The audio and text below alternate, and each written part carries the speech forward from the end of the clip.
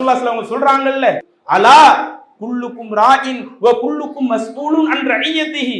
மனிதர்களை அறிந்து கொள்ளுங்கள், நீங்கள் ஒவ்வொருவருமே பொறுப்பாளிகள், உங்களுக்கு வழங்கப்பட்ட அந்த பொறுப்பு குறித்து நீங்கள் மறுமையிலே விசாரிக்கப்படுவீர்கள் என்று சொல்லிவிட்டு அதுல ஆண்களுக்குள்ள ஒரு பொறுப்பு. ஒரு ஆண் தன்னுடைய குடும்பத்தில் உள்ள அத்துணை நபர்களுக்கும் பொறுப்பாளி. நம்ம மனைவிக்கு, நம்ம பிள்ளைங்களுக்கு, நம்ம பெற்றோர்களுக்கு, நம்ம கட்டுப்பாட்டிற்கு கீழே நம்முடைய சகோதர சகோதரிகள் இருக்கிறாங்கன்னா அவங்க இப்படி ஒரு ஆண் தன்னுடைய குடும்பத்தில் உள்ளவர்களுக்கு பொறுப்புதாரி. வஹுவ மஸ்ஊலுன் அன்ஹு, தனக்கு வழங்கப்பட்ட அந்த பொறுப்பு குறித்து அல்லாஹ்விடத்திலே மறுமையிலே விசாரிக்கப்படுவான் என்று சொன்ன அல்லாஹ்வுடைய தூதர் அதிலே தொடர்ச்சியாக பெண்களுடைய பொறுப்பு பத்தி பேசுறாங்கல்ல. வல் மர்அத்து ராஇயத்துன் அலா பைத்தி பஅலிஹா வ வலதிஹி. ஒரு பெண் தன்னுடைய கணவனுடைய குடும்பத்தாருக்கு பொறுப்பாளி. ரசூலுல்லாஹ் ஸல்லல்லாஹு பயன்படுத்துற வார்த்தை என்ன? பைத்தி பஅலிஹா, தனது கணவனுடைய குடும்பத்தார்கள் இருக்கிறாங்களே அவர்களுக்கு ஒரு பெண் பொறுப்புதாரி. வலதிஹி, தன்னுடைய கணவன் மூலம் பிறந்த தன்னுடைய பிள்ளைங்க இருக்கிறாங்களே அந்த பிள்ளைகளுக்கு பொறுப்புதாரி. வெறுமனே பிள்ளைங்களை மட்டும் சொல்லல, உங்க கணவனுக்கு நீங்க பொறுப்பு அதை மட்டும் சொல்லல. உங்க கணவனுக்கு செய்ய வேண்டிய பணிபடியை நீங்க கரெக்டா செஞ்சிட்டீங்களா? உங்க பிள்ளைங்களுக்கு செய்யக்கூடிய பணிபடியை கரெக்டா செஞ்சிட்டீங்களா? அத்தோடு மட்டும் நிறுத்தாமல் பைத்தி பஅலிஹா, தனது கணவனுடைய குடும்பத்தாருக்கும் ஒரு பெண் பொறுப்புதாரி.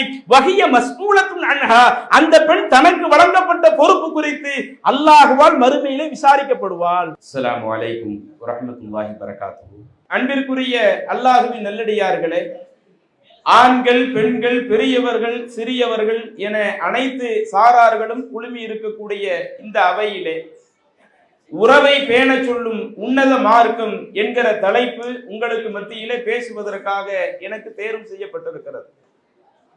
இந்த தலைப்பு இங்கு பேசப்படுவதற்கு சில காரணங்களும் இருக்கத்தான் செய்கிறது.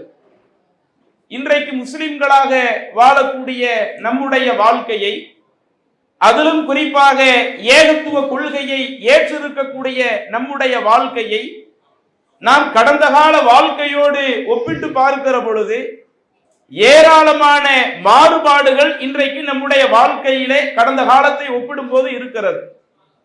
எப்படியெல்லாம் இன்றைக்கு நம்முடைய வாழ்க்கையிலே பல மாற்றங்கள் ஏற்பட்டு இருக்கிறது.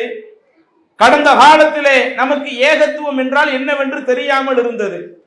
நாம யாரை வணங்கணும், அல்லாஹ்வை வணங்க வேண்டும் என்று சொல்லிவிடுவோம். ஆனால் அந்த அல்லாஹ்வினுடைய தன்மையை புரிந்து நாம் அல்லாஹ்வை ஏற்றிருந்தோமா? ஏகத்துவத்தினுடைய அடிப்படை கொள்கையில நாம் சரியாக இருந்தோமா என்று பார்க்கிற பொழுது அதுல எவ்வளவோ பல தவறுகள் இருந்தது. இன்றைக்கு நமக்கு இந்த ஏகத்துவம் அதுல பல மாற்றத்தை நமக்கு மத்தியிலே கொண்டு வந்து விட்டது. அதே போல கடந்த காலங்கள்ல நம்முடைய வாழ்க்கையை எடுத்து பார்த்தால் வணக்க வழிபாடுகளும் நம்மிடத்துல ரொம்ப ரொம்ப குறைவாகத்தான் ஆரம்பத்திலே இருந்தது. நாம் தொழுகைக்கு பள்ளிவாசலுக்கு செல்வதாக இருந்தால் ஆண்கள் பெரும்பாலும் வெள்ளிக்கிழமை மட்டும்தான் போகக்கூடிய நபர்களாக இருந்தோம்.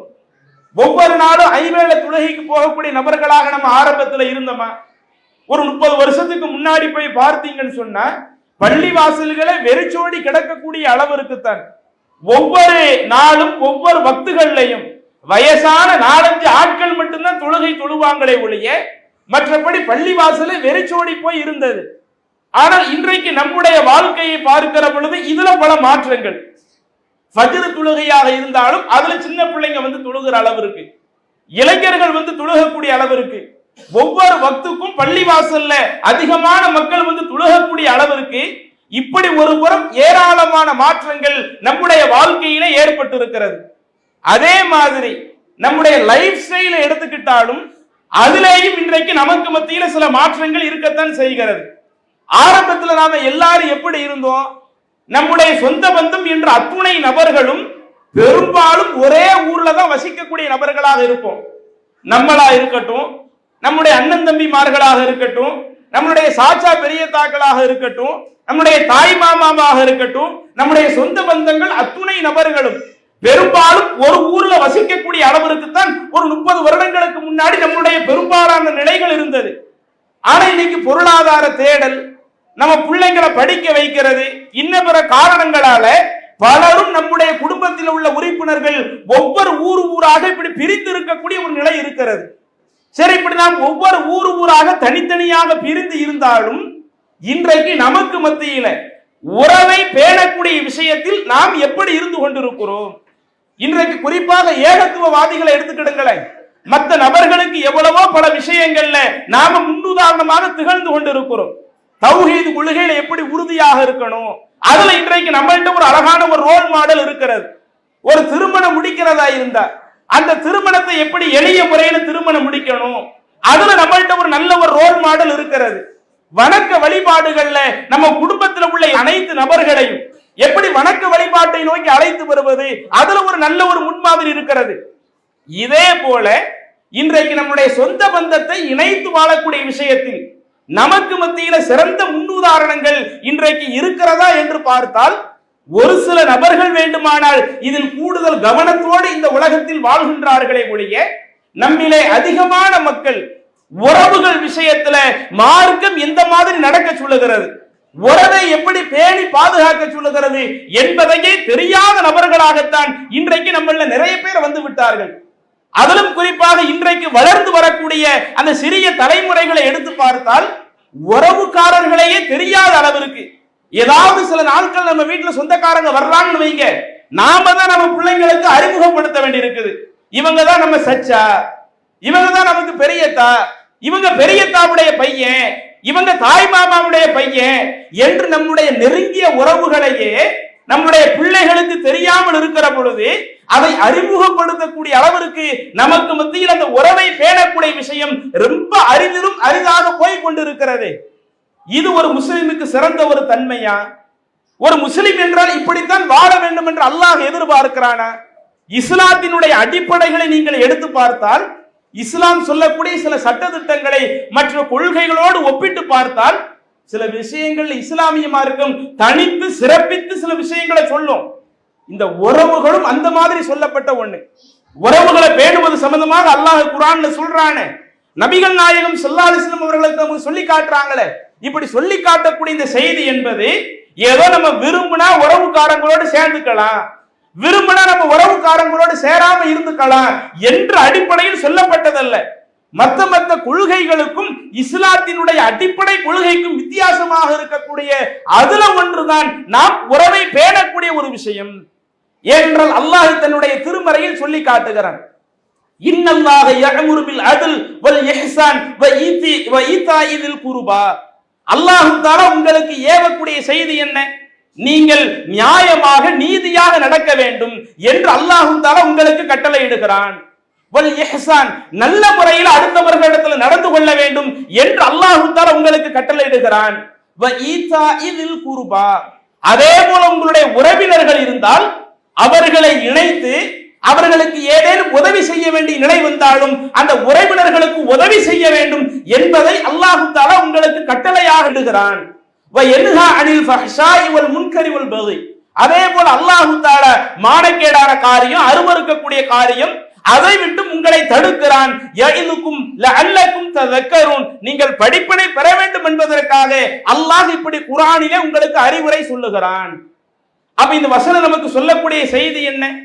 அல்லாஹ் தஆலா எதையெல்லாம் மனித சமுதாயத்திற்கு ஏவுகிறான், எதையெல்லாம் இந்த மனித சமுதாயத்தை விட்டு தடுக்கிறான் என்பதை பற்றி சொல்லுகிற பொழுது அதுல உறவுக்கு ஒரு முக்கியத்துவம் கொடுத்து நீங்க அந்த உறவை இணைச்சு வாழுங்க. அவங்களுக்கு ஏதேனும் உதவி தேவைப்பட்டால் அவர்களுக்கு நீங்க உதவக்கூடியவர்களாக இருங்க. எல்லா நேரங்களிலேயும் அந்த உறவுக்காரர்களோடு அதிக நட்பு பாராட்டக்கூடியவர்களாக இருங்க என்பது அல்லாஹ் போடக்கூடிய ஒரு கட்டளையாக இருக்குதா இல்லையா? அதே மாதிரி இன்னும் அல்லாஹ் தஆலா தன்னுடைய திருமறையில சூரத்துல் பக்கராவுல 177வது வசனத்துல ஒரு மிக முக்கியமான ஒரு செய்தியை குறிப்பிடுறார். இன்னைக்கு நம்ம நிறைய என்ன நினைச்சுக்கிட்டு இருக்கிறோம்? நம்ம அல்லாஹ்ட்ட நிறைய நன்மை வாங்கணும்னா தொழுகை நம்மள்ட்ட கரெக்டா இருந்துட்டா போதும், ஐவேளை தொழுகை நம்மள்ட்ட கரெக்டா இருந்துட்டா நமக்கு மறுமையில எந்த பிரச்சனையும் இல்லை. ஏகத்துவ கொள்கையில் இருந்து விட்டு வணக்க வழிபாட்டில் மட்டும் சரியாக இருந்து விட்டால் நமக்கு மறுமையில எந்த பிரச்சனையும் இல்லை, சிரமமும் இல்லை என்று இதற்கு மட்டும் முக்கியத்துவம் கொடுக்கிறோமே. அல்லாஹ் தஆலா சூரா பக்கராவினுடைய 177வது வசனத்திலே குறிப்பிடுகிறான், லைசல் பிர்ர அன் துவல்லு உஜூஹக்கும் கிபலல் மஷ்ரிகி வல் மக்ரிப். நீங்க கிழக்கு நோக்கி அல்லாஹ்வை தொழுகிறீங்க அல்லது மேற்கு நோக்கி அல்லாஹ்வை தொழுகிறீங்க, முழுக்க முழுக்க இறைவனுக்கு அடிபணிந்து பல வணக்க வழிபாடுகளை செய்றீங்க, அந்த வணக்க வழிபாடுகள் மட்டும் உங்களுக்கு முழுமையான நன்மையை பெற்று தராது. உங்களுக்கு முழுமையான நன்மை வேண்டும் என்று சொன்னால் வலாக்கின்னல் பிர்ர மன் ஆமன பில்லாஹ், யார் அல்லாஹ்வை நம்பிக்கை கொள்ளுகிறார்களோ, யார் முழுமைய நன்மை பெறக்கூடியவர்கள் என்கிற ஒரு லிஸ்ட்ல அல்லாஹ் சொல்றான். யார் அல்லாஹ்வை நம்புறாங்களோ, அதே போல ஒரு யௌமில் ஆகிர் மறுமை நாளை யார் நம்புகிறார்களோ, வ மலாயிகத்திஹி வல் கிதாபி வன் நபியின் மலக்குமார்களை, வேதத்தை, அதே போல இறைவனுடைய தூதர்களை இதில் யார் நம்பிக்கை கொள்ளுகிறார்களோ, அதோடு மட்டும் அல்லாஹ் முடிக்கல. அதற்கு அடுத்து சொல்லுகிறான், வஆத்தல் மால அலா ஹுப்பிஹி ஸவில் குர்பா வல் யதாமா வல் மசாகின் வபனி சபீல் வஸாயிலின வஃபிர் ரிகாப். இறைவன் தந்திருக்கக்கூடிய பொருளாதாரத்தை தன்னுடைய உறவுகளுக்கு யார் கொடுத்து வாழ்கிறார்களோ, அல்லாஹ்வினுடைய நேசத்திற்காக, இந்த உலகத்துல அடுத்தவங்க பார்க்கணும், அடுத்தவங்க புகழணும் என்பதற்காக இருக்கக்கூடாதான். அலா ஹுப்பிஹி, என்னை படைத்த இறைவனுடைய நேசம் எனக்கு வேணும், அல்லாஹ்வினுடைய ஒரு பாசம் எனக்கு வேணும் என்று இறைவனிடத்திலே அந்த அன்பை எதிர்பார்த்தவர்களாக, அவங்க சொந்தக்காரங்களுக்கு, ஏழைகளுக்கு, அனாதைகளுக்கு யார் தன்னுடைய பொருளாதாரத்தை கொடுத்து வாழ்கிறார்களோ, அதே போல அகாம ஸலாவ ஆத்த ஸக்கா, அந்த தொழுகையை நிலைநாட்டுறாங்களோ, ஜக்காத்து கொடுக்கறாங்களோ, வல் மூஃபூன பி அஹ்திஹிம் இதா ஆஹது, அவங்க இந்த உலகத்துல ஏதேனும் ஒரு வாக்கு கொடுத்தா அந்த வாக்குல யார் சரியாக நடக்கிறாங்களோ, வஸாபிரீன ஃபில் பஸாஇ வல் ضراஇ வஹீனல் பஸ், இந்த உலகத்துல பல சிரமங்கள் கஷ்டங்கள் வருகிற பொழுது, அல்லது யுத்தங்களை சந்திக்கிற பொழுது அதுல யார் பொறுமையாக இருக்கிறார்களோ இவர்கள் தான் நன்மையை அடையக்கூடியவர்கள். அல்லாஹ் தஆலா அழகா இந்த இஸ்லாத்தை தனியா பிரிச்சு சொல்றானே, நீங்க 5 நேரம் தொழுதுட்டா மட்டும், கொள்கையில உறுதியா இருந்துட்டா மட்டும் இந்த இஸ்லாத்தினுடைய முழுமையான நன்மையை நீங்க பெற முடியாது. இந்த இஸ்லாத்துல அல்லாஹ்விடத்துல அதிகம் அதிகம் நன்மை பெற வேண்டும் என்றால் உங்க உறவுக்காரங்களுக்கு கொடுக்க வேண்டிய உரிமையை கொடுங்க, அவங்களிடத்தில் நீங்க சரியான முறையில நடந்துக்கிடுங்க என்று அல்லாஹ் தஆலா இதையெல்லாம் சொல்லிவிட்டு, இதில் யார் சரியாக நடக்கின்றார்களோ உலாயிகல்லதீன சதகு, அவர்கள்தான் அல்லாஹ்விடத்தில் நன்மையை பெறக்கூடியவர்கள், உலாயிக ஹுமுல் முத்தகூன், இன்னும் அல்லாஹ்வை அஞ்சக்கூடியவர்களும் இவர்கள் தான். எந்த அளவுக்கு இஸ்லாமிய மார்க்கம் இந்த கொள்கையை, இந்த உறவுக்காரங்களை இணைச்சு வாழ்றதுக்கு முக்கியத்துவம் கொடுக்குது. நம்ம அல்லாஹ்ட்ட நிறைய நன்மை வாங்கணும்னா, அதே மாதிரி இறையச்ச நம்மள்ட்ட ஒழுங்கா இருக்கணும்னா, வணக்க வழிபாடுல கரெக்டா இருக்கிற மாதிரி இது போன்ற சொந்த பந்த விஷயங்களிலேயும் கரெக்டாக இருந்து கொள்ளுங்கள் என்று அல்லாஹ் வழி நடத்துறானே. அப்படியே இன்னைக்கு நம்ம வாழ்க்கைக்கு வாங்க, இந்த தகவல் அடிப்படையில் உங்களுடைய மனதில் பதிய வைத்துக் கொண்டு நம்மளுடைய வாழ்க்கைக்கு வாங்க. இன்னைக்கு நம்முடைய சொந்த பந்தங்கள் எத்தனை பேர் இருக்கிறாங்க? யார்கிட்டயாவது கேட்டா எல்லாரும் முழுசா சொல்லக்கூடிய அளவுக்கு இருக்குதா? அதே நேரத்துல பேஸ்புக்ல எத்தனை ஃப்ரெண்ட் இருக்காங்கன்னு கேட்டு பாருங்களேன், வரிசை அடுக்குவோம்.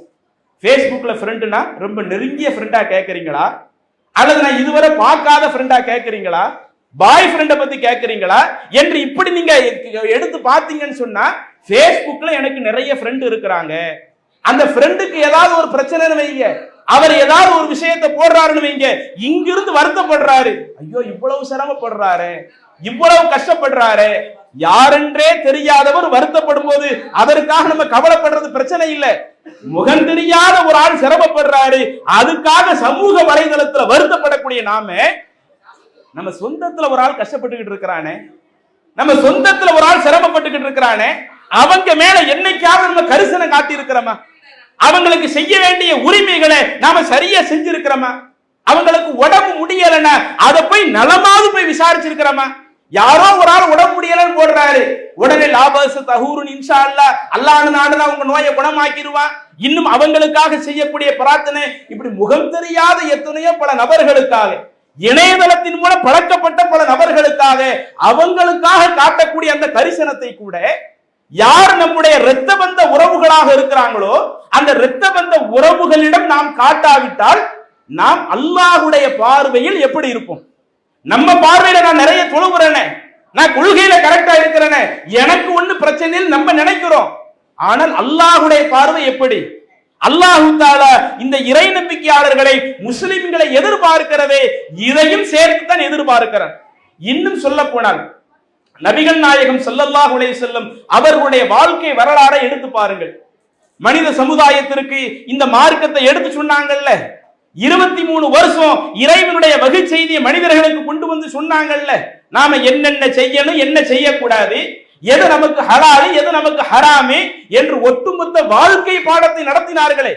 இப்படி வாழ்க்கை பாடத்தை நடத்திய அல்லாஹ்வுடைய தூதர் இந்த மார்க்கத்தை ஆரம்பத்தில் சொல்லும் பொழுது அல்லாஹ் ஏகத்துவ கொள்கைக்கு எப்படி முக்கியத்துவம் கொடுத்தார்களோ ஆரம்ப கட்டத்தில் இருந்தே ரசூலுல்லாஹி ஸல்லல்லாஹு அலைஹி வஸல்லம் மக்கா வாழ்க்கையில இருந்தே சொந்த பந்தத்தை இணைத்து வாழ்வதற்கு முக்கியத்துவம் கொடுத்திருக்கிறார்கள். உதாரணத்திற்கு பார்ப்பதாக இருந்தால் சஹீஹுல் புகாரியிலே பதிவு செய்யப்பட்ட ஒரு நபிமொழி, அம்ர் இப்னு அபஸா என்று சொல்லக்கூடிய ஒரு நபி தோழர் ரசூலுல்லாஹி ஸல்லல்லாஹு அலைஹி வஸல்லம் மக்காவில் இருக்கிறப்ப, அதுவும் மக்காவில் எப்ப ரசூலுல்லாஹி ஸல்லல்லாஹு அலைஹி வஸல்லம் நபியாக தேர்வு செய்யப்பட்டாங்களே அந்த ஆரம்ப கட்டத்துல நிறைய பேர் மக்காவில் இஸ்லாத்தை ஏற்றாங்களே அந்த நிலையில உள்ள சம்பவம் எல்லாம் இது. அல்லாஹ்வின் தூதரோடு விரல் விட்டு எண்ணக்கூடிய, உதாரணத்திற்கு சொல்வதாக இருந்தால் ரசூலுல்லாஹி ஸல்லல்லாஹு அலைஹி வஸல்லம் அவர்களை முதலாக அபூபக்கர் ரலியல்லாஹு அன்ஹு அவர்கள் ஏற்றுக்கொள்கிறார்கள். அடிமையாக இருந்த பிலால் ரலியல்லாஹு அன்ஹு அவர்கள் ஏற்றுக்கொள்கிறார்கள். மற்ற யாருமே இறை தூதரை ஏற்றுக்கொள்ளாத அந்த ஆரம்ப கட்டம், நபியாக தேர்வு செய்யப்பட்ட அந்த ஒரு சில நாட்களிலேயே இந்த அம்ர் இப்னு அபஸா என்கிற இந்த நபருக்கு ரசூலுல்லாஹி ஸல்லல்லாஹு அலைஹி வஸல்லம் அவர்களை பற்றி ஒரு தகவல் கிடைக்கிறது. இப்படி முஹம்மதுன்னு மக்காவுல ஒரு ஆள் இருக்கிறாரா, அவர் ஒரே ஒரு இறைவனை தான் வணங்கணும்னு பிரச்சாரம் பண்ணிக்கிட்டு இருக்கிறாரா. ஏன்னா இந்த அம்ர் இப்னு அபஸா அவருடைய தன்மை என்ன, அவர் இஸ்லாத்திற்கு வருவதற்கு முன்பாகவே இணை வைப்பு கொள்கையை வெறுத்தவர். அது எப்படி நிறைய இறைவன் நமக்கு இருக்க முடியும், இறைவன் எல்லாம் ஒரே ஒரு இறைவன் தான் இருக்க முடியும் என்ற ஏகத்துவ கொள்கையை ஆரம்பத்தில் புரிந்தவர். அப்ப அவருக்கு ரசூலுல்லாஹி ஸல்லல்லாஹு அலைஹி வஸல்லம் அவர்களை பற்றி ஒரு தகவல் கிடைத்தவுடனே நேரடியாக ரசூலுல்லாஹி ஸல்லல்லாஹு அலைஹி வஸல்லம் அவர்களிடத்திலே வர்றாங்க. நேரடியாக ரசூலுல்லாஹி ஸல்லல்லாஹு அலைஹி வஸல்லம் அவரிடத்துல வந்து அம்ர் இப்னு அபஸா அவங்க ரசூலுல்லாஹி ஸல்லல்லாஹு அலைஹி வஸல்லம் அவர்களை பார்த்து கேட்கிறாங்க, மா அன்த, நீங்க யாருன்னு கேட்கும்போது ரசூலுல்லாஹி ஸல்லல்லாஹு அலைஹி வஸல்லம் சொல்றாங்க, அன நபியுன், நான் இறைவனுடைய தூதர். அடுத்து அந்த நபி தோழர் கேட்கிறாங்க, வமா நபியுன், நபினா என்ன, அதை பத்தி எனக்கு கொஞ்சம் விளக்கம் சொல்லுங்க என்று கேட்கிற பொழுது அப்ப ரசூலுல்லாஹி ஸல்லல்லாஹு அலைஹி வஸல்லம் அவர்கள் சொல்லுகிறார்கள், அர்ஸலனி அல்லாஹ், நபின்னு சொன்னா அல்லாஹ் என்ன தூதரை தேர்வு செஞ்சு இந்த மனித சமுதாயத்திற்கு சில செய்திகளை சொல்றதுக்காக அல்லாஹ் என்னை அனுப்பி இருக்கிறான் அப்படின்னு ரசூலுல்லாஹி ஸல்லல்லாஹு அலைஹி வஸல்லம் சொல்றாங்க. அடுத்து அந்த நபர் கேட்கிறார், பி ஐயி ஷைஇன் அர்ஸலக, நீங்க எந்த விஷயத்தை கொடுத்து இந்த மனித சமுதாயத்திற்கு அனுப்பப்பட்டிருக்கிறீங்க? இதா கடைசி நேரத்தில் உள்ள பிரச்சாரம் இல்ல, அந்த இஸ்லாத்தினுடைய ஆரம்ப கட்டத்துல கேட்கிறாங்க, அல்லாஹ் உங்களுக்கு என்ன செய்தியை வாக்களிச்சிருக்கிற, என்ன மக்களுக்கு சொல்றான்னு கேட்கும் பொழுது அப்ப ரசூலுல்லாஹி ஸல்லல்லாஹு அலைஹி வஸல்லம் அவர்கள் சொல்லக்கூடிய முதல் விஷயமே அர்ஸலனி பி சிலத்தில் அர்ஹாம், இறைவன் எனக்கு போடக்கூடிய முதலாவது கட்டளையே இரத்த பந்தங்களை இணைத்து வாழ வேண்டும் என்று அல்லாஹ் கட்டளை இடுகிறான். வ கஸ்ரில் அவ்சான், அந்த பலதெய்வ நம்பிக்கையிலிருந்து மக்களை மீட்க வேண்டும் என்று அல்லாஹ் கட்டளை இடுகிறான். இறைவனுக்கு யாரையும் இணை வைக்காமல் இறைவன் ஒருவனையே வணங்க வேண்டும் என்று இறைவன் எனக்கு கட்டளை இடுகிறான். அப்ப கொஞ்சம் யோசிச்சு பாருங்க, இஸ்லாத்தினுடைய அடிப்படையே எப்படி லா இலாஹ இல்லல்லாஹ் என்ற கொள்கையை அல்லாஹ்வுடைய தூதர் ஆரம்பத்திலே சொன்னார்களோ அதே கொள்கையோடு சேர்த்து உங்க சொந்த பந்தத்தை சேர்த்து வாழுங்க. யார் நம்மளுடைய இரத்த பந்த உறவா இருக்கிறாங்களோ, அது தாய் வழி உறவாக இருக்கட்டும் அல்லது தந்தை வழி உறவாக இருக்கட்டும், அவர்கள் அனைவரையுமே சேர்த்து இணைத்து வாழ்வதுதான் இஸ்லாத்தினுடைய அடிப்படை. அல்லாஹ் அதை சொல்வதற்குத்தான் என்னை இந்த மனித சமூகத்திற்கு அனுப்பி வைத்தான். அப்பதான் அந்த சஹாபி அப்ப சொல்றாங்க, நான் உங்க இஸ்லாத்தை ஏத்துக்கிட்டுமா, இப்ப நான் உங்களை பின்பற்றி வரட்டுமான்னு கேட்கும் பொழுது அல்லாஹ்வுடைய தூதர் சொல்றாங்க, நீங்க இப்ப இஸ்லாத்தை ஏத்துக்காதீங்க, என என்ன நிலை நடக்குது நீங்க பாருங்க. நானே இறை தூதராக இருந்து இந்த இஸ்லாத்தை இப்ப வெளிப்படையாக பிரச்சாரம் பண்ண முடியல, அங்கங்க நான் மறைமுகமாகத்தான் இஸ்லாத்தை சொல்ல முடியுது. நீங்க இந்த நேரத்தில் இஸ்லாத்தை பகிரங்கப்படுத்தினால் நான் இப்ப எவ்வளவு சிக்கலை சந்திச்சுக்கிட்டு இருக்கிறேன், நான் எவ்வளவு நெருக்கடியை சந்திச்சுக்கிட்டு இருக்கிறேன். இப்ப என்னோடு அபூபக்கர் ரலியல்லாஹு அன்ஹு அவர்களும் பிலால் ரலியல்லாஹு அன்ஹு அவர் ரெண்டு பேர் தான் இருக்கிறாங்க, வேற யாரும் எனக்கு இல்ல. அதனால நீங்க அந்த இஸ்லாத்தை இப்போது பகிரங்கப்படுத்தாதீங்க, உங்க ஊருக்கே நீங்க திரும்பி போங்க, உங்களுக்கு பின்னாடி ஒரு தகவல் வரும், என்னுடைய பிரச்சாரம் இந்த மக்களுக்கு மத்தியில போய் நிறைய பேர் இந்த கொள்கையை ஏற்றுக்கொள்கிறார்கள் என்று பின்னாடி உங்களுக்கு தகவல் வரும், அப்போது நீங்க இஸ்லாத்தை ஏற்றுக்கொள்ளுங்கள் என்று அல்லாஹ்வுடைய தூதர் அம்ர் இப்னு அபஸா என்கிற அந்த நபி தோழருக்கு சொல்லி அனுப்புறாங்கன்னா, அப்ப இந்த செய்தி நமக்கு எதை சொல்லுது?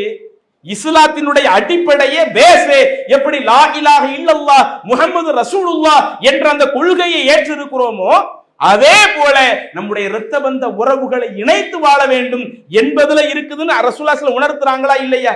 இன்னைக்கு அதுல ஒவ்வொன்றிலையும் நாம எப்படி இருக்கிறோம் அதையும் கொஞ்சம் பிரிச்சு பாருங்க. இன்னைக்கு நாம நம்முடைய உறவுகளை எந்த அளவிற்கு மதித்து இருக்கிறோம், உறவுகளை எந்த அளவிற்கு பேணி இருக்கிறோம். முதல்ல வெளி உறவுகள் என்று சொல்வதை விட நம்முடைய குடும்பத்தில் இருக்கிற நெருங்கிய உறவுகளை எடுத்துக்கொள்ளுங்கள், நம்முடைய தாயை எடுத்துக்கொள்ளுங்கள், நம்முடைய தந்தையை எடுத்துக்கொள்ளுங்கள். நாம் நம்முடைய பெற்றோர்களிடத்துல இது நாள் வரை எந்த அளவுக்கு நல்ல முறையில் நடந்திருக்கிறோம் கொஞ்சம் யோசிச்சு பாருங்க. சில நேரங்கள்ல நாம வெளியே பயான்களுக்கு போகிற பொழுது சில தாய்மார்களே அவங்களுடைய பிள்ளையை பத்தி நிறைய சிலாகித்து சொல்லுவாங்க. என்னுடைய பிள்ளை ஆரம்பத்தில் இந்த கொள்கைக்கு வர்றதுக்கு முன்னாடி சிகரெட் பிடிக்கிறவனா இருந்தான், நிறைய கெட்ட பழக்கம் உள்ளவனா இருந்தான். என்னைக்கு இந்த ஏகத்துவ கொள்கையை ஏற்றானோ ஏற்ற அந்த நாளிலிருந்து அந்த கெட்ட பழக்கம் எல்லாம் அவனுக்கு இல்லாம போயிடுச்சு. பள்ளிவாசலுடைய தொடர்பே இல்லாமல் இருந்தவன் இன்றைக்கு பள்ளிவாசலோடு நல்ல முறையில் தொடர்புள்ள ஒரு நபராக மாறிவிட்டான். ஆனா என் பிள்ளைக்கு ஒரே ஒரு அறிவுரையை மாத்திரம் நீங்க சொல்லுங்களேன். அதுவும் நான் சொன்னேன்னு சொல்லாதீங்க, நீங்களா சொல்ற மாதிரி சொல்லிக்கிடுங்களேன். என்னைய பராமரிக்கிற விஷயங்கள்ல, என்னைய பெற்றோரை கவனிக்கிற விஷயத்துல, அதுல என்னுடைய பிள்ளை இடத்துல சில குறைபாடுகள் இருக்கிறது. அந்த குறைபாடுகள் என்னுடைய பிள்ளைகளுக்கு எடுத்து சொல்லி எப்படியாவது இந்த ஒரு நன்மையையும் என்னுடைய பிள்ளை செய்யற மாதிரி ஆக்கிடுங்களேன் என்று சில தாய்மார்கள் இது போன்ற பிரச்சார களத்திற்கு போகும்போது சந்தித்து சொல்லுகிறார்கள் என்றால், அப்ப பெற்ற தாயையும் பெற்ற தந்தையையும் நாம் கவனிக்கவில்லை என்று சொன்னால், பெற்றோர்களை நம்ம சரியான முறையில நடத்தவில்லை என்று சொன்னால், நாம எப்படி மறுமையில நிறைய நன்மையை பெற முடியும்? அந்த பெற்றோர்களுடைய கோபத்திற்குரியவர்களாக நாம இருந்தோம்னா, பெற்றோர்களுடைய வெறுப்பிற்குரியவராக நாம இருந்தோம்னா, நாம எப்படி அல்லாஹ்விடத்துல அதிகம் அதிகம் நன்மை பெறக்கூடிய நபராக இருக்க முடியும்? இஸ்லாம் அது மிக கடுமையாக நமக்கு கண்டிக்குது. ரசூலுல்லாஹி ஸல்லல்லாஹு அலைஹி வஸல்லம் அவர்கள் ஒரு முறை சொல்லுகிறார்கள், ரஹிம அன்ஃபு ரஜுல் ரஹிம அன்ஃபு ரஜுல் ரஹிம அன்ஃபு ரஜுல். ஒரு மனிதன் நாசமா போகட்டும், நாசமா போட்டும், நாசமா ஒண்ணுக்கு 3 தடவை ரசூலுல்லாஹி சொல்றாங்க.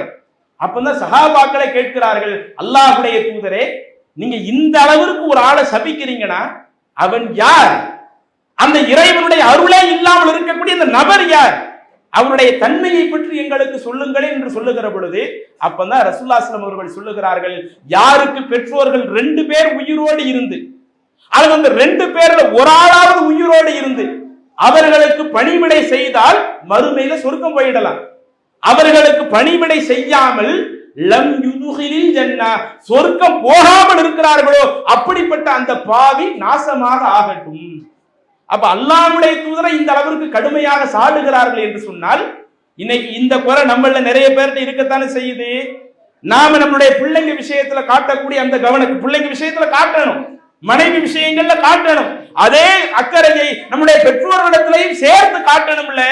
இன்னைக்கு இது போன்ற சில குறைபாடுகள் நம்மிடத்திலே இருந்தால் நம்முடைய இந்த உலகத்திலேயே உறவு பாராட்டுவதற்கு முதல் தகுதி படைத்ததாக தாய் இருப்பதாக ரசூலுல்லாஹ் சொன்னாங்களே, அதுல நம்ம தோற்று போய் நிற்கிறோமே. அதற்கு அடுத்தபடியாக தந்தையை சொன்னாங்களே, அதுலயும் நாம் தோற்று போய் நிற்கிறோமே. அப்ப இதுல நம்மிடத்திலே சில குறைபாடுகள் இருந்தால் நாம் அந்த குறைபாடுகளை சரி செய்து கொள்ள வேண்டும். ஏன்னா இஸ்லாம் என்பது வெறுமனே கொள்கையை மட்டும் சொல்லுகிற ஒரு மார்க்கம் அல்ல. அந்த கொள்கையோடு சேர்த்து அதுல முதற்படியாக உறவுகள் விஷயத்துல சரியாக நடக்க வேண்டும் என்று வழிகாட்டக்கூடிய ஒரு மார்க்கம். அப்ப இதுல சில குறைபாடுகள் இருந்தால் நாம் அந்த குறைபாடுகளை சரி செய்ய வேண்டும். அதே மாதிரி நம்முடைய சமூகத்தில் இருக்கிற பெண்களிடத்திலேயும் சில குறைபாடுகள் இருக்கத்தான் செய்கிறது. இன்றைக்கு ஒரு ஆண் ஒரு பெண்ணை திருமணம் முடிக்கிறாங்க. திருமணத்துக்கு பிறகு மாமியாரை கவனிக்கிற விஷயத்தை எடுத்து பாருங்க. நீங்க நிறைய குடும்பத்தில் வரக்கூடிய பிரச்சனைகள் இதுல அடங்கி இருக்குதுங்க. மாமியாரை ஒழுங்கா கவனிக்கிறது இல்ல, மாமனார ஒழுங்கா கவனிக்கிறது இல்ல. அதுலயும் ஒரு சில நேரங்கள்ல நம்ம காதுபட கேட்கக்கூடியது என்ன, அந்த பெண்களை பேசுறாங்களா, எப்படி பேசுறாங்களா? மாமியார கவனிக்க சொல்லி எங்களுக்கு மார்க்கம் சொல்லுதா? மாமனார கவனிக்க சொல்லி எங்களுக்கு மார்க்கம் சொல்லுதா? உங்க அத்தாவை உங்க அம்மாவை கவனிக்கிறதா இருந்தா நீங்க பாத்துக்குங்க, உங்களுக்கு தான் அந்த கடமை இருக்குது. எனக்கு பார்க்க சொல்லி என்ன பொறுப்பு இருக்குது? அப்படி ஏதாவது ரசூலுல்லாஹ் சொல்லி இருக்கிறாங்களா? எனக்கு அப்படி மார்க்க ஏதாவது வலியுறுத்தி இருக்குதா என்று நம்மிலே சில ஆட்கள் கேட்கிறோம் என்று சொன்னால், அப்ப பெண்களுக்கு ரசூலுல்லாஹி ஸல்லல்லாஹு அலைஹி வஸல்லம் சொன்ன அந்த பொறுப்பை நாம எங்க உணர்ந்திருக்கிறோம்? ரசூலுல்லாஹி ஸல்லல்லாஹு அலைஹி வஸல்லம் சொல்றாங்கல்ல, சஹீஹுல் புகாரியிலே பதிவு செய்ய, புகாரி முஸ்லிம் போன்ற ஏராளமான ஹதீஸ் கிரந்தங்களிலே பதிவு செய்யப்பட்டிருக்கிறது. அலா குல்லுக்கும் ராயின் வ குல்லுக்கும் மஸ்ஊலுன் அன் ரஇயத்திஹி. மனிதர்களை அறிந்து கொள்ளுங்கள், நீங்கள் ஒவ்வொருவருமே பொறுப்பாளிகள், உங்களுக்கு வழங்கப்பட்ட அந்த பொறுப்பு குறித்து நீங்கள் மறுமையிலே விசாரிக்கப்படுவீர்கள் என்று சொல்லிவிட்டு அதுல ஆண்களுக்குள்ள ஒரு பொறுப்பு. ஒரு ஆண் தன்னுடைய குடும்பத்தில் உள்ள அத்துணை நபர்களுக்கும் பொறுப்பாளி. நம்ம மனைவிக்கு, நம்ம பிள்ளைங்களுக்கு, நம்ம பெற்றோர்களுக்கு, நம்ம கட்டுப்பாட்டிற்கு கீழே நம்முடைய சகோதர சகோதரிகள் இருக்கிறாங்கன்னா அவங்க இப்படி ஒரு ஆண் தன்னுடைய குடும்பத்தில் உள்ளவர்களுக்கு பொறுப்புதாரி. வஹுவ மஸ்ஊலுன் அன்ஹு, அவன் தனக்கு வழங்கப்பட்ட அந்த பொறுப்பு குறித்து அல்லாஹ்விடத்திலே மறுமையிலே விசாரிக்கப்படுவான் என்று சொன்ன அல்லாஹ்வுடைய தூதர் அதிலே தொடர்ச்சியாக பெண்களுடைய பொறுப்பு பத்தி பேசுறாங்கல்ல. வல் மர்அத்து ராஇயத்துன் அலா பைத்தி பஅலிஹா வ வலதிஹி. ஒரு பெண் தன்னுடைய கணவனுடைய குடும்பத்தாருக்கு பொறுப்பாளி. நல்லா கவனியுங்க, ரசூலுல்லாஹி ஸல்லல்லாஹு அலைஹி பயன்படுத்துற வார்த்தை என்ன? பைத்தி பஅலிஹா. தனது கணவனுடைய குடும்பத்தார்கள் இருக்கிறாங்களே அவர்களுக்கு ஒரு பெண் பொறுப்புதாரி. வ வலதிஹி. தன்னுடைய கணவன் மூலம் பிறந்த தன்னுடைய பிள்ளைங்க இருக்கிறாங்களே அந்த பிள்ளைகளுக்கு பொறுப்புதாரி. வெறுமனே பிள்ளைங்களை மட்டும் சொல்லல, உங்க கணவனுக்கு நீங்க பொறுப்பு அதை மட்டும் சொல்லல. உங்க கணவனுக்கு செய்ய வேண்டிய பணிபடிகளை நீங்க கரெக்டா செஞ்சிட்டீங்களா? உங்க பிள்ளைங்களுக்கு செய்யக்கூடிய பணிபடியை கரெக்டா செஞ்சிட்டீங்களா? அத்தோடு மட்டும் நிறுத்தாமல் பைத்தி பஅலிஹா, தனது கணவனுடைய குடும்பத்தாருக்கும் ஒரு பெண் பொறுப்புதாரி. வஹிய மஸ்ஊலத்துன் அன்ஹா, அந்த பெண் தனக்கு வழங்கப்பட்ட பொறுப்பு குறித்து அல்லாஹ்வால் மறுமையிலே விசாரிக்கப்படுவாள். ரசூலுல்லாஹ் சொல்றாங்கல்ல, அப்ப தன்னுடைய கணவனுடைய குடும்பத்தார்கள் என்று சொன்னால் கணவனை பெற்றெடுத்த தாய் கணவனுடைய குடும்பத்துல வரமாட்டாங்களா? கணவனை பெற்றெடுப்பதற்கு காரணமாக இருந்த தந்தை அவங்க கணவனுடைய குடும்பத்தார் அந்த லிஸ்ட்ல வரமாட்டாங்களா? அப்ப அல்லாஹ்வுடைய தூதர் வெளிப்படையாக நமக்கு சொல்லி இருந்தும் இன்னைக்கு இதை நம்ம கரெக்டா பேணி நடக்கிறோமா? அப்ப எப்படி தன்னுடைய தாய் தந்தையை கவனிப்பது நம்முடைய மார்க்கம் நமக்கு சொன்ன ஒரு காரியமாக இருக்குதோ, தன்னுடைய கணவனுடைய குடும்பத்தில் இருக்கிற மாமனாரை கவனிக்கிறது, மாமியாரை கவனிக்கிறது, அதுவும் மார்க்கம் நமக்கு சொன்ன ஒரு விஷயம் தானே. அப்ப இதுலயே நாம கொஞ்சம் கவனமற்று இருக்கணும், ஒரு அலட்சிய போக்கோடு இருக்கணும். இன்னும் ரசூலுல்லாஹி ஸல்லல்லாஹு அலைஹி வஸல்லம் காலத்தை எடுத்து பாருங்க. அன்றைய காலத்துல வாழ்ந்த சஹாபிய பெண்மணிகள் எந்த அளவிற்கு கணவனுடைய குடும்பத்தார்கள் விஷயத்துல கூடுதல் கவனத்தோடு இருந்தார்கள் என்று சொன்னால் சஹீஹுல் புகாரி போன்ற ஹதீஸ் கிரந்தத்துல பதிவு செய்யப்பட்ட ஒரு நபிமொழி. ஜாபிர் ரலியல்லாஹு அன்ஹு ஒரு போர் நடந்து முடிஞ்சு என்ன செய்யறாங்க, தன்னுடைய மதீனாவை நோக்கி வருகிறார்கள். மதீனாவை நோக்கி ரொம்ப சீக்கிரமா என்ன செய்யறாங்க, மற்ற நபரை விட கொஞ்சம் ஃபாஸ்டா வாகனத்தை விரட்டி மதீனாவுக்கு வர்றாங்க. ரசூலுல்லாஹி ஸல்லல்லாஹு அலைஹி வஸல்லம் அதை பார்த்து மற்ற எல்லாரும் ஸ்லோவா போறாங்க, இவங்க மாத்திரம் கொஞ்சம் சீக்கிரம் வீட்டுக்கு போறாங்களே. இதை ரசூலுல்லாஹி ஸல்லல்லாஹு அலைஹி வஸல்லம் உணர்ந்து கொண்டு கேட்கிறாங்க, என்ன ஜாபீரே நீங்க திருமணம் முடிச்சிட்டீங்களா? ஆமாம் அல்லாஹ்வின் தூதரே நான் கல்யாணம் முடிச்சிட்டேன். அடுத்து ரசூலுல்லாஹி ஸல்லல்லாஹு அலைஹி வஸல்லம் கேட்கிறாங்க, நீங்க யார திருமணம் முடிச்சீங்க? இளம் வயதுல இருக்கிற ஒரு கன்னி பெண்ணை திருமணம் முடிச்சீங்களா அல்லது ஒரு விதவையை திருமணம் முடிச்சீங்களா? யார உங்களுடைய வாழ்க்கை துணையாக தேர்வு செஞ்சீங்க? அப்ப அந்த நபித்தோழர் சொல்றாங்க, அல்லாஹ்வுடைய தூதரே தஸவ்வஜது ஸய்யிபா, நான் ஒரு விதவை பெண்ணை தான் திருமணம் முடிச்சேன். அடுத்து ரசூலுல்லாஹி ஸல்லல்லாஹு அலைஹி வஸல்லம் கேட்கிறாங்க, ஏன் ஒரு கன்னி பெண்ணை நீங்க திருமணம் முடிச்சிருக்கலாமே என்று கேட்கிற பொழுது அப்போதுதான் ஜாபீர் ரலியல்லாஹு அன்ஹு ரசூலுல்லாஹி ஸல்லல்லாஹு அலைஹி வஸல்லம் அவர்களிடத்திலே ஒரு தகவலை பதிவு செய்யறாங்க. அல்லாஹ்வுடைய தூதரே, என்னுடைய தந்தை அப்துல்லா இருக்கிறாங்களே, உஹது களத்திலே கலந்து கொண்டு தன்னுடைய உயிரை அந்த யுத்த களத்திலே இறைவனுக்காக ஷஹீதாக்கப்பட்ட நபர்களில் என்னுடைய தந்தை ஒருவர். ஆனா அவங்க அந்த போர்க்களத்துல கொல்லப்பட்டாங்களே, எனக்கு சில சகோதரிகளும் இளைய சகோதரிகளும் இருக்கிறார்கள். அப்ப இளைய சகோதரிகள் எனக்கு இருக்கிறப்ப அவங்க திருமணம் முடிச்சு கொடுத்து விட்டேன் என்றால் அவங்க அவங்களுடைய அடுத்த கட்ட வாழ்க்கைக்கு போயிருவாங்க. திருமணம் முடிச்சு கொடுக்கிற வரையும் அவங்க என்னுடைய கண்ட்ரோல்ல தானே இருக்கிறாங்க. அப்ப அவங்க என்னுடைய கண்ட்ரோல்ல இருக்கிறப்ப நான் ஒரு கன்னி பெண்ணை திருமணம் செஞ்சோம்னா, வயது குறைந்த ஒரு பெண்ணை திருமணம் செஞ்சோம்னா அவங்க என்னுடைய சகோதரிகளோடு ஒரு விளையாட்டுத்தனமாக இருந்துட்டு போயிடுவாங்களே. நான் அதனால தான் கன்னி பெண்ணை தேர்ந்தெடுக்காமல் ஏற்கனவே திருமண அனுபவம் கொண்ட வயது நல்ல அனுபவம் கொண்ட ஒரு பெண்ணை நான் திருமணம் முடிக்கிற பொழுது அந்த பெண்ணுடைய மனைவி என்னுடைய சகோதரிகளுக்கு ஒழுக்கத்தை சொல்லி தருவாங்களா இல்லையா? இன்னும் மார்க்கத்தை என்னுடைய சகோதரிகளுக்கு சொல்லி தருவாங்களா இல்லையா?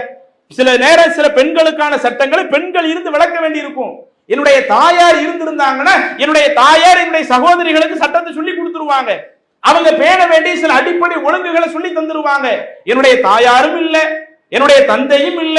அப்படி இருக்கிறப்ப நான் ஏற்கனவே திருமணம் முடித்த ஒரு பெண்ணை நான் மீண்டும் திருமணம் முடித்தேன் என்று சொன்னால் அவங்க மூலமாக என்னுடைய சகோதரி, என் பொறுப்புல இருக்கிற சகோதரிகளுக்கு மார்க்கத்தை சொல்லி கொடுக்கிறது, ஒழுக்கத்தை கற்றுக் கொடுக்கிறது, இன்னும் சில நபிமொழிகள் இன்னும் சில வேலைகளை செய்வதற்கு அந்த பெண் உதவியாக இருப்பாங்கன்னு சொல்லித்தான் நான் ஒரு விதவை பெண்ணை திருமணம் முடிச்சேன்.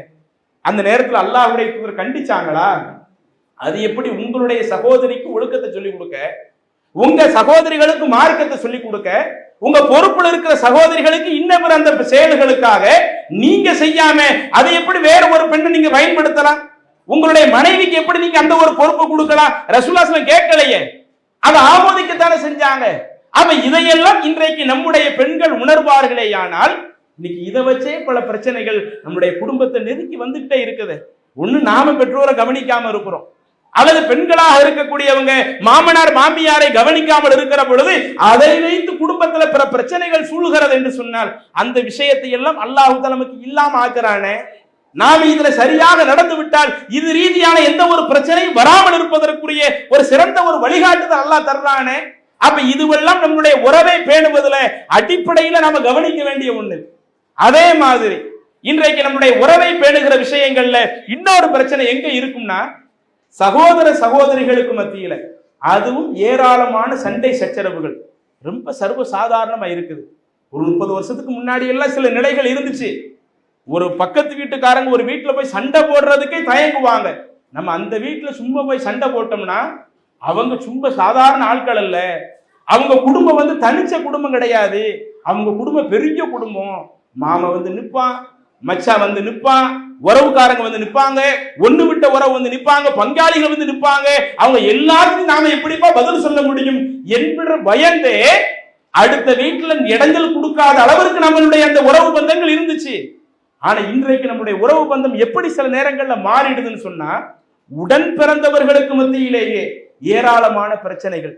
அது சொத்து தகராறாக இருக்கலாம், அல்லது இன்ன பிற விஷயங்களாக இருக்கலாம். உடன் பிறந்த சகோதரர்கள் 2 பேருக்குள்ளேயே பிரச்சனை நடக்குது, உடன் பிறந்த சகோதரிகள் 2 பேருக்குள்ளேயே பிரச்சனை நடக்குது, அல்லது ஆணுக்கும் அந்த பெண்ணுக்கும் அந்த உடன் பிறந்தவங்களுக்கு மத்தியில் இன்னைக்கு இதை வச்சு ஒரு பிரச்சனை நடக்குது. இது மார்க்கத்தினுடைய வழிகாட்டுதலை எடுத்து பாருங்க.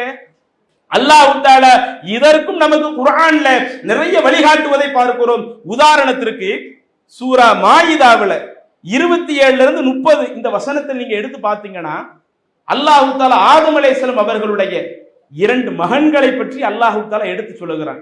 அது இன்றைக்கு நாம் நம்முடைய சகோதர வட்டத்துல எந்த அளவிற்கு இருக்க வேண்டும் என்பதற்குரிய ஒரு சிறந்த ஒரு பாடம்.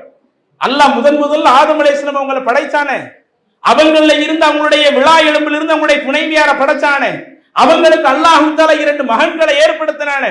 அந்த வரலாற்றை சூரா மாயிதாவுல 27, 28, 29, 30 இந்த 4 வசனத்தில் அல்லாஹ் தஆலா சொல்லி காட்டுகிறான். வதுலு அலைஹிம் நபஅ இப்னை ஆதம் பில் ஹக்.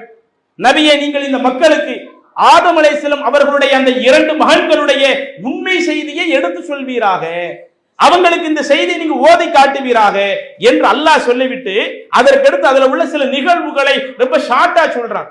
அந்த 2 சகோதரர்கள் எப்படி இருந்தாங்க? இறைவன் சொல்லக்கூடிய ஒரு நல்ல காரியத்தை 2 பேருமே செய்யறாங்க. 2 பேருமே செய்யும் பொழுது அந்த 2 பேர்ல ஒருவரிடமிருந்து அல்லாஹ் தஆலா அந்த நற்காரியத்தை ஏற்றுக்கொள்கிறான். வலம் யத்தகப்பல் மினல் ஆகர், மற்றொருவரிடத்தில் அல்லாஹ் அந்த நல்ல காரியத்தை ஏத்துக்கடல. அது என்ன நல்ல காரியம்? ஏன் அல்லாஹ் தஆலா ஏத்துக்கிட்டான், ஏன் அல்லாஹ் தஆலா ஏற்றுக்கொள்ளல என்கிற தகவலை அல்லாஹ் தஆலா அங்கு சொல்லல. ஏதோ ஒரு விஷயம் இருக்குது, 2 பேரும் ஒரு காரியத்தை பண்றாங்க, ஒரு ஆள் இருந்து அல்லாஹ் ஏத்துக்கிறான், இன்னொருவரிடமிருந்து அல்லாஹ் ஏத்துக்காம விடுறான். அப்ப இப்படிப்பட்ட ஒரு நிகழ்வுகள் செய்யப்பட்ட உடனே யாருடைய செயல்கள் ஏற்றுக்கொள்ளப்படவில்லையோ அவருடைய உள்ளத்துல ஒரு விதமான பொறாமை வர ஆரம்பித்து விடுகிறது. இன்னும் அண்ணன் தம்பிக்கு மத்தியில், அக்கா தங்கச்சி மத்தியில் சண்டை வருதுன்னா, அந்த உறவுகளுக்குள்ள ஒரு விரிசல் வருதுன்னா அதுக்கு பொறாமை தானே பெரிய ஒரு அடிப்படையா இருக்குது. இவ்வளவு நிறைய சம்பாதிக்கிறான, நம்மளால சம்பாதிக்க முடியலையே, நம்முடைய தங்கச்சி இவ்வளவு சிறந்த முறையில் நல்லா வாழ்ந்துகிட்டு இருக்கிறாங்களே, நம்மளால வாழ முடியலையே. அப்ப இது போன்ற ஒரு பிரச்சனைகள் வருகிற சகோதர சகோதரிகளுக்குள்ள வருதுன்னு சொன்னா அதனுடைய முதல் அடிப்படை சில நேரங்களில் பொறாமை ஒரு காரணமாக இருக்கிறது. அப்ப இது போன்ற அந்த பொறாமையுடைய வெளிப்பாடாக ஒரு கட்டத்துல எந்த அளவுக்கு வந்துடுறாங்கன்னா, அந்த நல்லறங்கள் ஏற்றுக்கொள்ளப்படாதவர் இன்னொரு தன்னுடைய சகோதரனை கொல்லக்கூடிய அளவிற்கு நான் அவனை கொலை செய்வேன்னு சொல்றாங்க. அந்த சந்தர்ப்பத்திலேயும் நீங்க அப்படி என்னை கொல்ல வந்தாலும் நான் உங்களை திருப்பி தாக்க மாட்டேன், உங்க மேல எனக்கு எந்த ஒரு குரோதம் இல்லை, உங்க மேல எனக்கு எந்த ஒரு விரோதம் இல்லை, நான் உங்களை எதுவும் செய்ய மாட்டேன் என்ற அந்த செய்தி மிக நீண்டு வருகிறது. கடைசியில் என்ன செய்கிறார்? இவர் அவரை கொலை செய்து திரும்ப இந்த உலகத்தில் உள்ள அத்துணை கொலைகளுக்கும் ஆரம்பத்தில் இவர் செஞ்சதனால் அவர் ஒரு பங்காளியாக இருக்கிறார். அப்ப இந்த சம்பவம் நமக்கு என்ன காட்டுகிறது? அந்த சகோதர சகோதரிகளுக்கு மத்தியில அந்த பொறாமை என்று வந்து விட்டால் அது உறவுகளுக்குள்ள ஒரு விரிசல் ஏற்பட்டு விடும். அந்த விரிசல் தான் கடைசிவர் நம்முடைய சகோதரனுடைய பிள்ளை யாரு என்பதை நம்ம பிள்ளைங்களே அறியாத அளவிற்கு இப்படி ஒரு இரத்த பந்தமே பெரிய ஒரு விரிசலோடு போய் கொண்டிருக்குது. அதற்கு இந்த பொறாமை ஒரு காரணமாக இருக்கிறது. அந்த பொறாமையை தூக்கி எறியுங்க. இன்னும் அல்லாஹ் தஆலா தன்னுடைய திருமறையில் சொல்லுகிறான், யஸ்அலூனக மாதா யுன்ஃபிகூன், நபியே அவர்கள் உங்களிடத்தில் கேட்கிறார்கள் நாங்கள் எதை செலவு செய்ய வேண்டும், யாருக்கு செலவு செஞ்சா எங்களுக்கு நன்மை கிடைக்கும்னு கேட்கிறாங்க. குல், நீங்கள் சொல்லுங்கள், மா அன்ஃபக்தும் மின் கைரின், நீங்கள் நன்மையான அடிப்படையில் எதை செலவு செய்தாலும் அல்லாஹ் நிச்சயம் உங்களுக்கு அதுல நன்மை வச்சிருப்பான். ஃபலில் வாலிதைன், உங்களுடைய பெற்றோர்களுக்கு நீங்கள் பொருளாதாரத்தை செலவு செய்யுங்கள். வல் அக்ரபீன், உங்களுடைய நெருங்கிய உறவினர்களுக்கு, அது அண்ணனா இருக்கட்டும், தம்பியா இருக்கட்டும், அண்ணன் பிள்ளையா இருக்கட்டும், தம்பி பிள்ளைகளா இருக்கட்டும், அவர்களுக்கு உங்களுடைய பொருளாதாரத்தை செலவு செய்யுங்க. அவங்க மேல நீங்க பொறாமப்படாதீங்க. நம்மளை விட அவங்க முன்னுக்கு வர்றாங்களே அப்படி பார்க்காதீங்க. என்ன இருந்தாலும் நம்ம அண்ணன் நல்லா முன்னுக்கு வரட்டும், என்ன இருந்தாலும் நம்ம அக்கா நல்லா முன்னுக்கு வரட்டும், என்னால இயன்ற அளவுக்கு எவ்வளவு கொடுக்க முடியுதோ நான் அப்படி கொடுத்துட்டு போயிடுவேன் என்று இப்படி இருந்து விட்டால் நம்முடைய சகோதர உறவுகளுக்குள் பிரச்சனைகள் இல்லாமல் இருக்கும். அப்ப இதையும் தாண்டி அதற்கடுத்து இன்னும் நீங்க எடுத்து பாருங்களேன், மாமன் பிரச்சனை, மச்சான் பிரச்சனை, அதே மாதிரி சித்தப்பா பெரிய, இப்படி பல விஷயங்களில் நாம அற்ப விஷயங்களுக்காகவெல்லாம் சில நேரங்களில் உறவை பிரித்து பிரித்து நம்ம அப்படி போய்கிட்டு இருக்கிறோம். இது உண்மையிலேயே நம்முடைய மறுமை வெற்றிக்கு உகந்தது கிடையாது. என ரசூலுல்லாஹி ஸல்லல்லாஹு அலைஹி அவர்கள் சொல்லி விடுகிறார்கள், லா யதுகுலுல் ஜன்னத காதிகுர் ரஹீம், யார் உறவை முறித்து வாழுகிறானோ அவன் மறுமையில சொர்க்கம் நுழைய மாட்டான். நமக்கு அந்த சொர்க்கம் வேண்டும் என்று சொன்னால் சில நேரங்கள்ல நாம உறவுக்காரங்களோடு சேர்ந்து வாழ ஆசைப்படுவோம். அவங்க நம்முடைய உறவை முறிச்சிட்டு போக நினைப்பாங்க. அப்படி முறிச்சிட்டு போக நினைச்சாலும் அந்த இடத்துல நம்முடைய உள்ளத்துல என்ன வந்துடக்கூடாது, நான் அவங்களோடு சேர்ந்து பயணிக்க விரும்புறேன், அவங்க விரும்பலையா, என்னோடு வாழ சேர்ந்து இருக்க விரும்பாதவங்களோட நான் எதுக்கு சேர்ந்து வாழணும், நானும் அவங்களை முடிச்சுட்டு போயிடுவேன் என்று அப்படி வந்து விடக்கூடாது. அதை இன்னொரு நபிமொழியில் அல்லாஹ்வுடைய தூதர் விளக்குகிறார்கள், லைசல் வாசிலு பில் மகாஃபி, பதிலுக்கு பதில் உறவாடக்கூடியவன். நீ என்னோட பழகினா நான் உன்னோடு பழகுவேன், நீ எனக்கு உதவி பண்ண நான் உனக்கு உதவி பண்ணுவேன், இப்படி பதிலுக்கு பதில் செய்வோமே, இப்படிப்பட்டது உண்மையிலேயே உறவை பேணுவது கிடையாது.